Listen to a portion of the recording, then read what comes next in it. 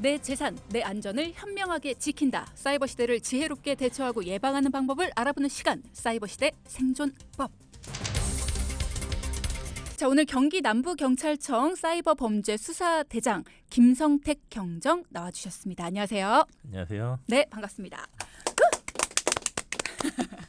자, 저희가 한 달여마다 이렇게 뵙고 있는데 시간이 참 빨리 가는 것 같습니다. 예, 그러게요, 벌써. 네, 또 만나 뵙게 됐는데 오늘은 어떤 사이버 범죄에 대해서 알려주실 겁니까? 예, 제가 오늘 그 세 번째 출연인데 첫 번째, 두 번째 출연 때는 뭐 메신저 피싱, 디지털 성범죄 등 현재 벌어지고 있는 일에 대해서 말씀드렸습니다. 맞아요. 하지만 오늘은 아직 현실화되지 않은 그러나 점차 다가오고 있는 위협에 대해서 말씀드리려고 합니다. 이른바 딥페이크 영상물 유포인데요. 네. 용어만 듣고 낯선 분들이 계실 것 같아서 2021년 12월 25일 보도된 실제 뉴스를 가져와 봤습니다. 네, 출처는 JTBC 뉴스입니다. 잠깐 들어볼게요. 인공지능 기술로 만든 가짜 영상을 딥페이크라고 하죠. 이 딥페이크가 진화하면서 그 위험도 덩달아 커지고 있습니다. 저희가 만난 한 피해자는 누군가 자신의 얼굴을 합성한 음란물을 보낸 뒤 삭제하려면 수천만 원을 내놓으라고 협박했다고 합니다. 얼굴뿐 아니라 목소리를 똑같이 꾸며서 보이스피싱 범죄에 악용하기도 하는데요. 자, 이 이야기를 오늘 해볼 텐데 인공지능 기술이 발전을 하면서 여러 가지 범죄에 악용이 될 우려에 대한 목소리가 높아지고 있습니다. 소위 말해서 합성 뭐 그런 건가요? 딥페이크 정확히 어떤 거예요? 네, 말 그대로 합성인데요. 네. 그 인공지능 기술, AI 기술을 이용해서 제작된 가짜 동영상 이걸 완성물이고 또는 제작 프로세스, 만드는 방법 자체를 말합니다. 딥러닝은 알파고 때문에 유명해진 말로 컴퓨터가 스스로 학습하는 것을 말하고 네. 페이크는 가짜라는 뜻인데 그죠. 딥페이크는 딥러닝과 이 페이크의 합성어입니다. 그 컴퓨터가 정밀하게 학습해서 기존 사진이나 영상 또는 그 목소리를 원본에 겹쳐서 만들어낸다는 거죠. 예전부터 사람의 얼굴을 불법으로 합성하는 거예요. 근데 포토샵 같은 사진 그쵸. 편집 프로그램으로 사람의 얼굴을 다른 사람의 신체 사진과 합성하는 행위는 있어 왔습니다. 그리고 얼굴, 머리카락, 배경 등을 깔끔하게 다듬고 뭐 목도 좀 자연스럽게 다듬으면 됐었죠. 하지만 그 동영상 합성은 어려웠는데 딥페이크 기술 이게 좀 더 쉬워진 겁니다. 그러니까 단순히 사진 합성이 아니고 동영상인데 그 안에 등장하는 인물을 다른 사람과 합성을 해서 그러니까 누군가의 영상에 다른 사람의 얼굴이나 모습을 나타나게 할 수가 있다는 거네요. 네, 그렇습니다. 굉장히 무서운 일인데 영상이 유포가 되는 순간 이거는 가짜라고 생각을 하기가 의심하기가 조금 더 어려울 것 같아요. 사진보다. 근데 더 큰 문제가 딥페이크 기술을 이용한 가짜 영상을 누구나 쉽게 만들 수 있다고 하던데요. 저도 그 오늘 출연 준비를 하면서 네. 그 가상 인물을 만들 수 있는 사이트 찾아봤었는데 네. 대부분은 유료 사이트이긴 합니다. 그 유료의 벽에서 막혔지만은 하여튼 가상 인물이나 실존 인물의 얼굴을 다른 사람의 신체에 입혀서 자연스럽게 말하고 또 움직이는 모습을 구현할 수 있습니다. 그 무료로도 간단하게 그 아바타에다가 내 목소리 아니면 다른 사람의 목소리를 입힐 수 있어서 이 정도면 그 뉴스를 보도하는 아나운서를 가상으로 만들어서 허위 사실 유포할 수 있겠다는 생각이 들었고 그래서 저번 선거 때 약간 긴장하기도 했습니다. 그럴 수 있겠다는 생각이 드네요. 뉴스 보도나 아니면은 뭐 기자, 리포터 뭐 이런 모습들을 가상으로 만들어서 허위 사실을 유포하게 되면 실제 뉴스 모습이니까 이런 것들은 사람들이 쉽게 믿을 수도 있겠다라는 생각이 드네요. 굉장히 발전된 기술이지만 범죄에 악용될 수 있다라는 걸 생각하면 너무나 무서운 일인데 자, 자세히 한번 알아보겠습니다. 딥페이크의 구현 방식이 두 가지로 나뉜다고요. 그 딥페이크를 만드는 방식은 첫 번째로 기존 제작물에 그 유명인들 실제 있는 구현 대상을 합성하는 방법이고 두 번째로 그 일부만 가지고 그 구현 대상 행위 데이터라고 하는데 얼굴, 체형, 음성 등 일부 데이터를 가지고 다른 대상에 합성 없이 새로운 영상을 만들어내는 방식입니다. 그러니까 첫 번째 방법은 과거 포토샵 활용한 방법이 좀 고도화했다, 정밀하게 진화된 것다라고 생각하면 되는데 네. 두 번째 방법은 완전한 신기술로 볼 수 있습니다. 그러니까 두 번째 방법이 저도 조금 신기한데 구현 대상의 행위 데이터, 그러니까 얼굴이나 체형, 음성 등의 일부 데이터를 가지고 저를 예로 들면 제 정면 사진, 측면 사진, 뒷면 사진 이런 사진 몇 장만 가지고도 영상을 새롭게 창조해낼 수 있다라는 거잖아요. 예, 그렇습니다. 와, 무섭다. 그러면 좀 어색할 수도 있지 않을까라는 생각이 드는데 완성도 면에서는 어때요? 그 딥페이크가 좀 양면성인데 네. 또 점점 진화되고 있습니다. 과거에는 합성해서 약간 부자연스러운 모습을 그 포착해놓은 그런 것도 있었는데 네. 점점 자연스럽게 돼 있고 가수 고 터틀맨이나 고 김광석님을 딥페이크로 복원해낸 영상이 좀 2년 전쯤에 화제가 됐습니다. 저도 그때 그 터틀맨의 완전체를 거의 실감나게 봤었는데 또 최근에는 그 독립운동가 유관순 열사, 윤봉길 의사, 안중근 의사를 딥페이크로 복원해낸 너튜브 영상도 있고요. 또 그 세상을 떠난 가족을 영상으로 복원해준 서비스도 있습니다. 그리운 가족들을 또 영상으로 복원을 해주는 서비스. 안 그래도 최근에 그런 뉴스 있었는데 해외 유명 팝스타들이 K-팝 노래를 부른 음원이 화제가 되기도 했었잖아요. 자, 저희도 잠깐 들려드릴 텐데 유명 팝스타입니다. 그런데 심지어 지금은 세상을 떠난 팝스타인데 윤종신의 존니라는 곡을 부릅니다. 들어보시죠. 존니 사랑해서 사랑을 이 가수가요 프레디 머큐리 맞나요? 맞습니다. 네.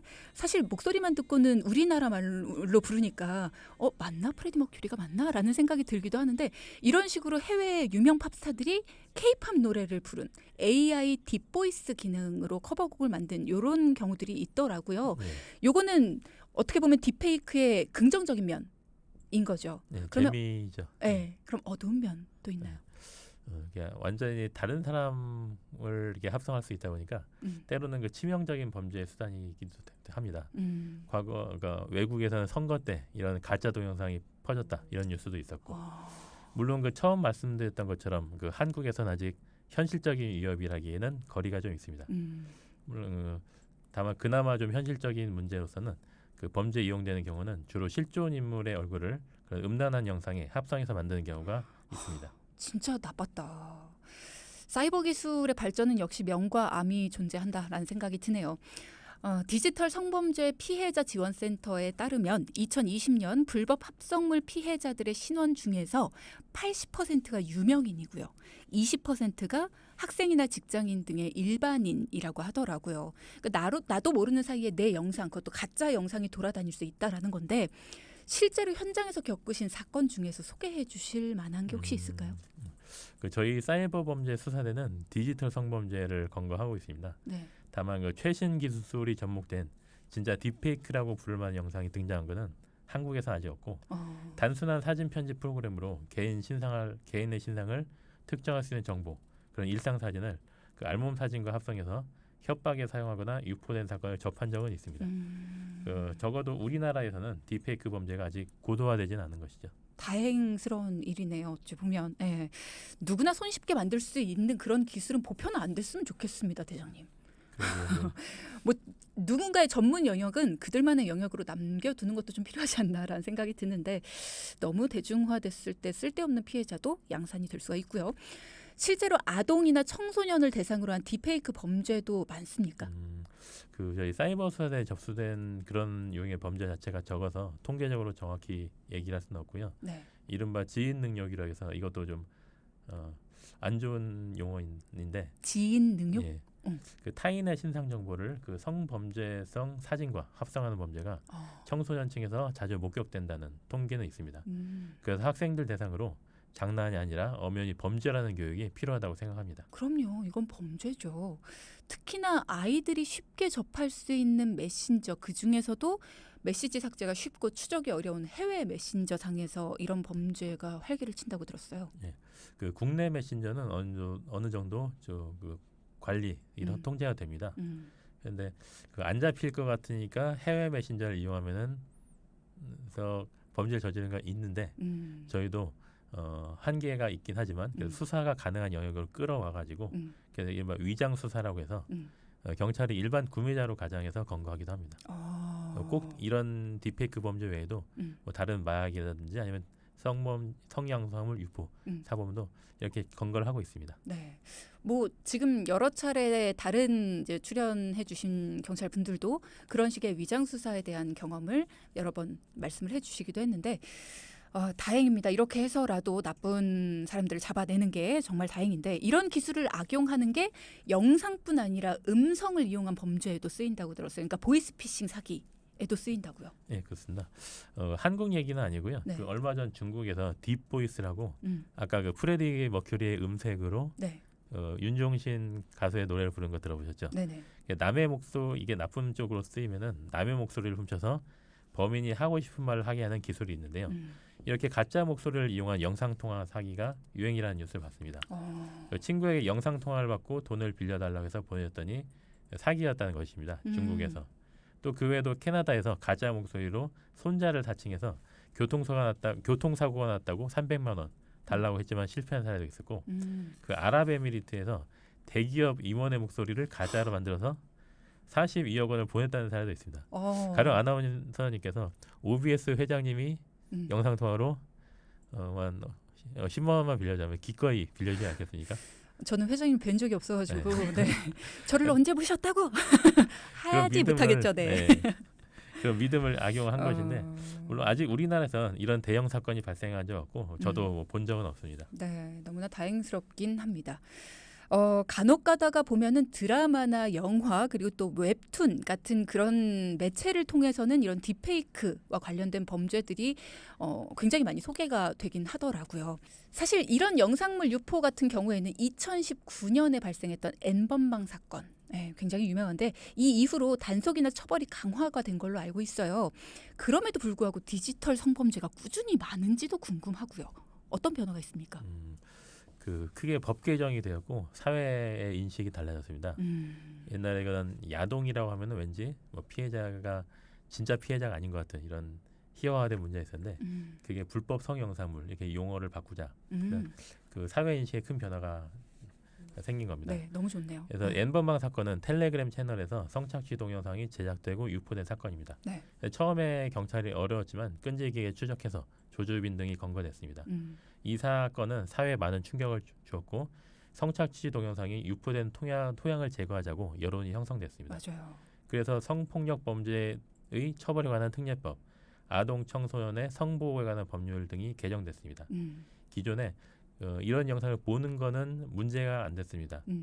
처벌을 받지 않았다는 거죠. 그죠. 그래서 기존에는 성착취 동영상을 만든 사람, 유포한 사람만 처벌되고 가지고 있거나 시청만 한 사람은 처벌되지 않았는데 현재는 시청죄 소지죄가 생겨서 일반 성인이 피해자라면 3년 이하 징역이나 3천만 원 이하의 벌금이고 아동이나 청소년이 피해자라면 1년 이상의 징역에 처하게 되었습니다.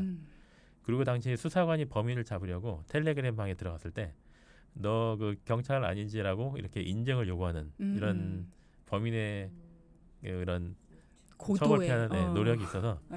하여튼 저희가 경찰이 애를 먹긴 했는데 그렇죠. 현재는 그 아동 청소년이 피해자인 성착취 동영상 제작 또 유포사물을 검거하기 위해서는 이게 허용이 됩니다. 수사관이 신분을 속이고 다른 사람을 사칭하는 그 수사 기법들이 허용됐습니다. 다행이네요. 그래서 위장 수사라고 뉴스에 많이 나왔는데 그게 도입돼서 검거를 높이고 있습니다.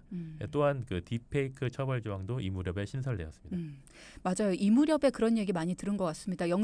그런 영상을 가지고만 있어도 또 이렇게 유포를 하는 게 정말 이거를 전달하는 거 있잖아요. 누군가에 받은 걸 전달만 하는 그것만으로도 모든 게 처벌의 대상이 된다라는 이야기를 정말 많이 들었던 것 같은데 자 그럼 오늘 이야기 나누고 있는 딥페이크 같은 경우는 어떤가요? 지금 말씀 주시는 것처럼 7506님께서도 처벌은 어떻게 받습니까? 라는 질문을 주셨는데 딥페이크 제작한 사람 유포한 사람, 또 재유포한 사람, 뭐 이런 영상을 구입하거나 저장, 시청한 사람 다들 처벌이 다를 것 같아요. 네, 맞습니다. 그 법에서는 딥페이크라는 용어 대신에 허위 영상물 등의 반포 등이라고 부르는데요.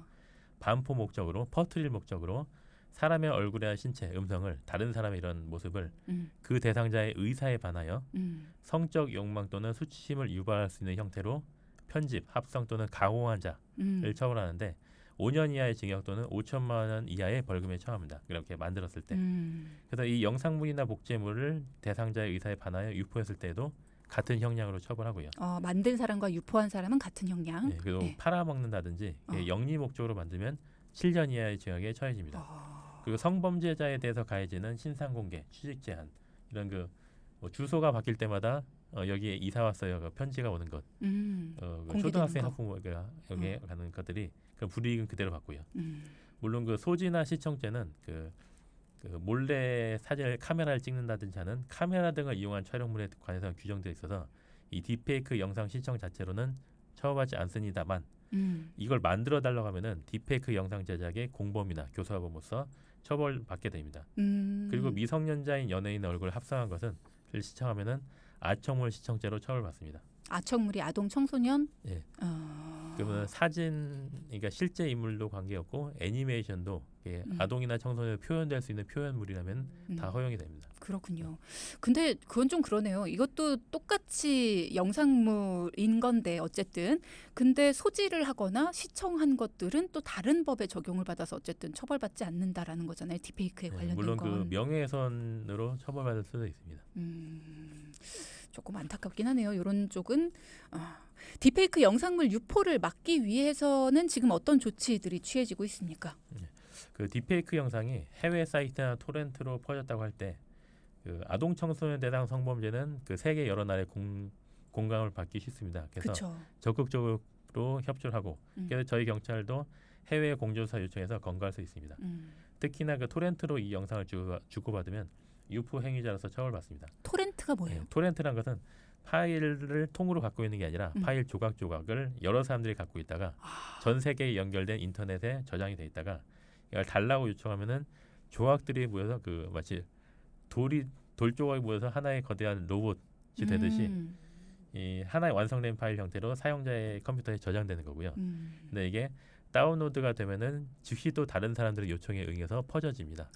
그래서 이게 갖고 있어도 유포죄로 처벌받게 됩니다. 그리고 인터넷에 퍼진 영상을 그 피해자 입장에서는 삭제하거나 아니면 한국의 사이트에서 못 보게 차단하는 것이 피해자를 위한 최상의 조치이기 때문에 이 역시도 적극적으로 지원하고 있고요. 그리고 학교의 범죄 예방 활동을 하면 딥페이크 영상 제작의 처벌 가능성에 대해서 이게 장난이 아니다, 범죄다 이게 교육을 하고 있습니다. 그리고 제가 여기 나와서 홍보하는 것도 마찬가지 활동이죠. 그렇죠.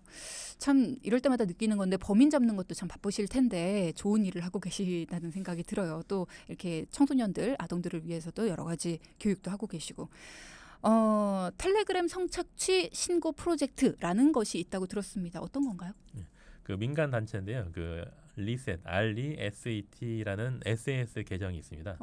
이것은 민간 단체에서 디지털 성범죄 근절을 위해 활동하면서 피해자 지원과 상담, 검거 사례 홍보 등을 하는 계정입니다.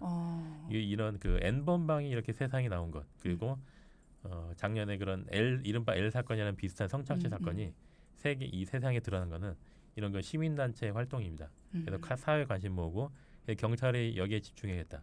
이게 촉구하기도 하고 효과를 발휘하기도 해서 저는 그 경찰 수사의 파트너이기도 하다고 생각하고 있습니다. 그러게요. 이런 분들이 활발히 활동을 해주신 덕분에 검거율도 높아지고 있다. 딥페이크 영상, 그러니까 이 영상이 허위인지 진짜 영상인지 요거를 여부를 판별해주는 기술도 있습니까?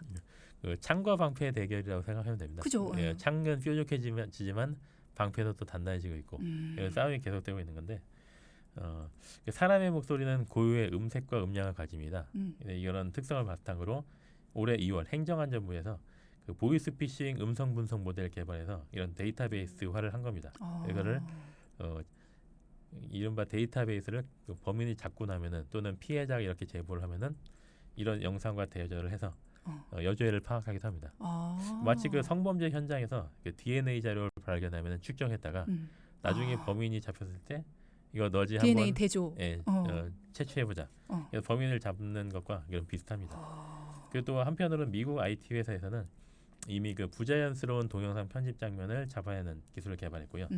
최근 일본, 스페인, 폴란드 연구진에서 인공지능 거짓말 발견 기술을 개발했는데 뭐 입술 모양과 입술은 R을 말하는데 발음은 O를 말한다든지 이렇게 부자연스러운 합성 몰입을 판별할 수 있다고 합니다. 그렇죠. 창과 방패 대결은 오늘도 계속되고 있습니다.